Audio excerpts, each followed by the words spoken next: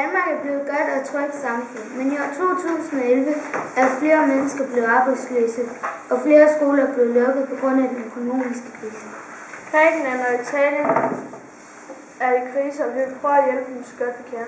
Flere firmaer går konkurs, og det betyder derfor, at mange mister deres arbejde, og så bliver folk fattigere, men alligevel bliver priserne på fødevarer og varer osv. sat op, og nogle har ikke råd til at betale varerne, så der bliver flere butikstyve, for så må de jo stjæle varerne for at kunne overleve. Der er også mange skoler, der lukker på grund af, at kommunen tror, at de kan spare flere penge ved at sætte flere elever ind på andre skoler og andre klasser, så der bliver overfyldt, fordi at så kan kommunen fyre lærerne fra den gamle skole, eller fra den lukkede skole, fordi så er de fri for at betale løn til mange lærere. Fordi de mener, at det er nok at have en lærer til cirka 28 år. For mange af de unge mennesker kan de ikke rigtig få fat i livet, fordi de ikke kan få en god uddannelse eller et godt arbejde. Derfor kan det give selvtilliden et knæk, som gør det sværere at komme i gang og finde et sted at være. Det er alvorligt, ikke kun for det enkelte menneske, men for hele samfundet. For det er de unge, der skal føre samfundet videre, det er dem, vores fremtid bygger på. I udlandet er der sket store ting. Selvom krisen rasede i hele verden, sker der dog ting, der indbyder håb. Det arabiske forår, diktator som Gaddafi er blevet dræbt, Osama bin Laden, Al-Qaidas øverste leder er blevet dræbt. Disse ting giver os håb om, at verden bliver et bedre sted at leve i. I Norge var der ca. 80 unge mennesker, der blev dræbt på udtag af Anders Breivik. Han havde brugt 4 år på at planlægge. Anders Breivik havde denne sygdom, skizofren. Han var mod de norske socialdemokrater. Vi vil gerne takke politi, sygehus og ambulancefolk, for at de altid er det første, vi har brug for hjælp, og brandfolk, som sætter liv på spil for at redde os. Vi vil også gerne takke soldaterne i udlandet for deres store indsats. Gud bevarer alle.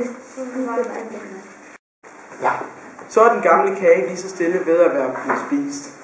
Men du skal ikke blive bange. Mor er godt i gang med at bage en ny kage med sine sædvanlige 365 stykker. Man må sige, at den gamle kage var rigtig god, men var også nogle gange meget tør. Som for eksempel da Bamse eller da Steve Jobs døde. Der har vi lige så stille sat tænderne i en sur og tør kage. Men den har skam også smagt rigtig godt, som da de for eksempel sagde, at de ikke sendte Pyrus i år, eller da Bin Laden døde. Begge ting giver håb om en god ny smag i vores kage, og en glæde over, at verden vil blive anderledes i fremtiden. Den har også nogle gange været meget klistret, som da tsunamien ramte Japan, eller da den blev skudt og bombarderet i Norge. Der har vi siddet stille tilbage i sofaen og kigget på vores meget klistrede kage, og ikke rigtig haft lyst til at spise den. Men vi spiste den alligevel i håbet om, at fremtiden ville blive anderledes. I den forgangne kage var der en masse diktatorer, der blev tvunget til at gå af. På disse tidspunkter har jeg personligt taget tallerken og taget en ordentlig mundfuld af min meget søde sandkage. Vi bliver fortsat ved med at gøre vores gode indsats med at sende de sødeste kager ned til Afrika. Vi bliver ved med at redde mange liv, men der er selvfølgelig mange, der ikke har det godt nede i Afrika. Men det er noget, vi er nødt til at tænke over, og vi er nødt til at blive ved med at bage de sødeste kager og sende dem ned til Afrika. Vi vil også takke soldaterne i Afghanistan for deres gode indsats.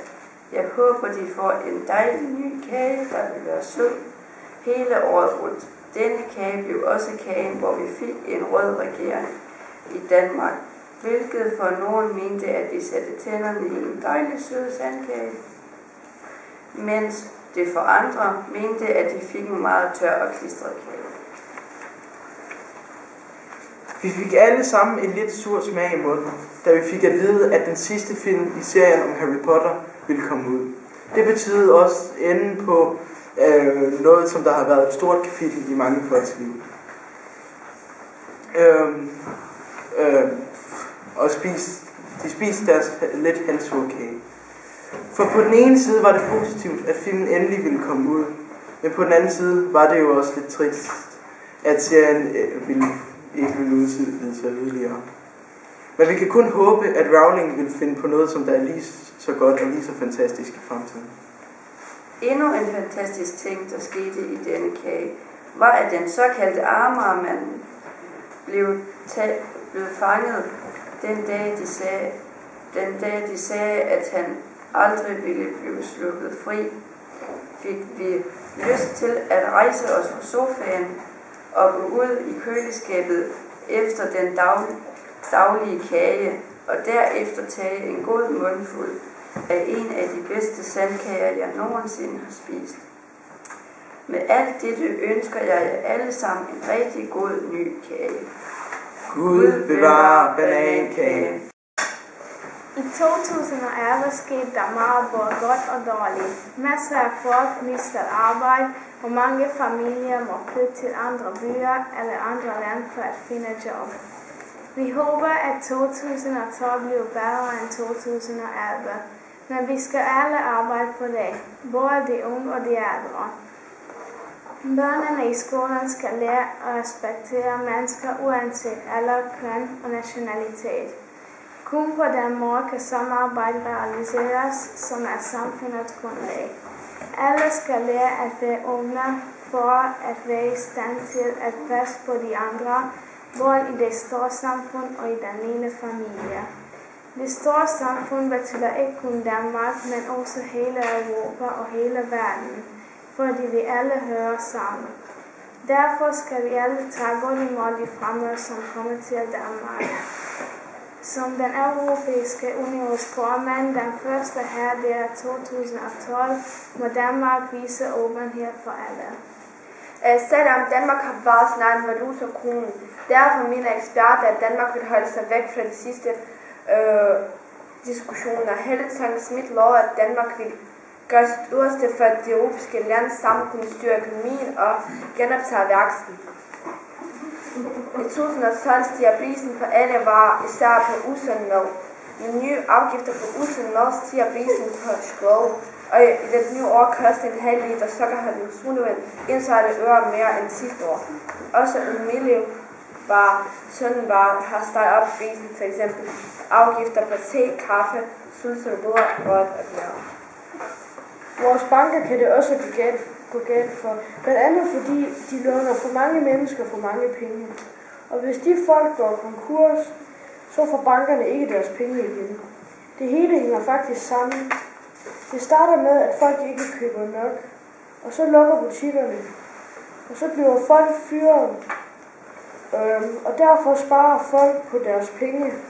Og på den måde lukker flere og flere butikker, og flere bliver arbejdsløse. En anden vigtig ting i et godt samfund er at få en god uddannelse. Hvis man har en god uddannelse, har man chance for at få et godt job. Men hvis man bliver arbejdsløs, så kan man hjælpe samfundet som frivillig. Vi håber, at arbejdsløsheden bliver mindre i 2012. Det er mulighedernes år, men der er finanskriser, og tiden går stærkt. Så skal vi være opmærksomme på hinanden, og specielt på de unge, som bliver vores fremtid. Vi ønsker alle et godt 2012. Gud bevare jer alle. 2011 er et år, der giver forhåbninger, fordi Osama bin Laden blev dræbt af en soldat. Al-Qaida har lavet mange ødelæggelser i verden, f.eks. den 10. december 2001, hvor han fik 2 selvmordspiloter til at flyve ind i de 2 tårne. Det var 10-årsdagen for denne terrorhandling, men Osama bin Laden stod for forhåbning om en bedre og tryggere verden. Vi vil sende mange af vores tanker til de familier i Norge, som har været udsat for et terrorangreb af Anders Breivik. Han har dræbt flere familier. Lige nu sidder han for retten, men vi håber, at han bliver dømt for livstid for det, han har gjort. Selvom mange folkeskoler har lukket, håber vi stadig, at de unge får en god uddannelse. Det er de unge, der skal føre samfundet videre. Vi håber selvfølgelig ikke, at der er nogen, der ikke får en god uddannelse, men det får vi jo se. Der er mange skoler, der er udsat for mobning, og det håber vi jo selvfølgelig stopper, fordi de elever, der bliver mobbet, får lavet selvmord, og det går derfor ud over deres uddannelse. I Danmark er vi beskyttet af grundloven og politiet. Politiet giver os en tryghed, når vi f.eks. går ud på gaden. I det danske samfund er der plads til alle vi har en ytringsfrihed, så vi har lov til at have vores egne meninger og sige, hvad vi vil. Så skete der også en stor begivenhed. Soldaterne i Afghanistan vender endelig hjem tilbage til Danmark. Vi vil sende mange af vores tanker til dem, fordi de beskytter vores land og ikke mindst af de modige attacker. Der skete også noget stort i 2011. Der var nemlig folketingsvalg, og vi fik en ny statsminister, og hun er den første kvindelige statsminister, nemlig Helle Thorning-Schmidt. Vi vil selvfølgelig ønske alle et godt nytår, og husk på, et nyt år er altid mulighedens år. Gud bevarer Danmark. Kære Danmark, 2011 var et hurtigt år med både gode og dårlige ting. Den gode ting var, at der blev født 2 nye tvillinger i kongefamilien. En lille prinsesse døbt Josefine Sofia Evello Mathilde. Der blev også født en lille prins døbt Vincent Frederik Minik Alexander. Der skete også dårlige ting i år 2011. Den 22. juni skød Anders Breivik 86 mennesker på øen Usøya. Det var rigtig synd for de forældre og kærester, der måtte se deres sårede gå bort. En stor sorg herfra. I 2012 håber vi, at finanskrisen vil begynde at gå over. Vi håber ikke, at de slår for mange klasser sammen på grund af finanskrisen. Hvis der kommer alt for mange børn i en klasse, er der nok nogle børn, som ikke vil få det godt. I år 2012 håber vi, at alle krige vil blive stoppet, så der kommer ro og fred. Og de danske soldater kan komme hjem til deres familie og have det godt. Men en rigtig stor tak til de danske soldater, som gør en stor forskel. Prøv at tænke, hvis ikke vi havde politi, ville der være meget mere vold og tyverier. Prøv at tænke, hvis vi ikke havde sygeplejersker, så hvis man faldt og slog hul i panden, kunne man ikke blive syet eller lignende. Så en stor tak til politiet, faldgrønne, sygeplejerskerne og tandlægerne, som gør en stor forskel i dagligdagen. En stor tak til os selv, fordi vi betaler skat, så vi kan have trafiklys. Hvis ikke vi havde trafiklys, ville alle bare køre sammen, og det ville slet ikke være rart at køre bil eller på cykel mere. I 2012 håber vi, at Rudy, vores ave, vil få det endnu bedre, end hun har det nu. Og det kan ske ved, at der er endnu flere folk, som betaler penge til orangutangerne. Og hvis der gør det, så vil deres regnskov ikke blive fældet. I år 2012 håber vi i 6. B, at vi ikke får så mange lektiebøger, og at alle har det godt. Gud bevarer alle. Gud bevarer Danmark. Gik med mange store begivenheder. For eksempel var det 10 år siden, at World Trade Center gik til grunde på grund af terror. Folk talte også meget om Brønderslevsagen. Det var også i år, at Osama bin Laden døde af skud fra soldater. Det var en stor lettelse for hele verden, fordi han havde gjort mange forfærdelige og onde ting. Men ikke mere om 2011, nu er det 2012. Vi håber, at der vil være en forskel for klimaet takket være det store klimatopmøde i Sydafrika. Vi synes også, at det er godt, at de amerikanske soldater trak sig tilbage til USA.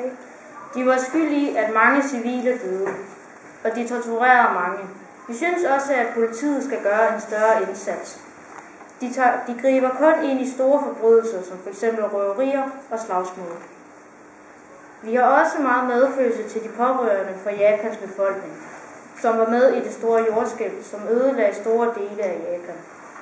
Nu vil vi give en nytårshilsen til de folk, som redder syge mennesker, og dem, som slukker brande. Uden disse folk ville verden være hårdt ramt af katastrofer. Så vil vi give en hilsen til alle dem, der hjælper syge dyr, så de kan få et godt liv. Uden dem ville der ikke være mange dyr på jorden. Vi vil også gerne takke politiet i Norge for at fange Anders Breivik. De gjorde en god indsats og reddede mange folk. Vi vil ønske, at det nye år bringer lykke og glæde til alle. Og selvom Danmark er et lille land, kan vi udrette meget for verden. Og ved at samarbejde kan vi gøre verden til et bedre sted. Gud bevarer Danmark. 6. B ønsker et godt nytår!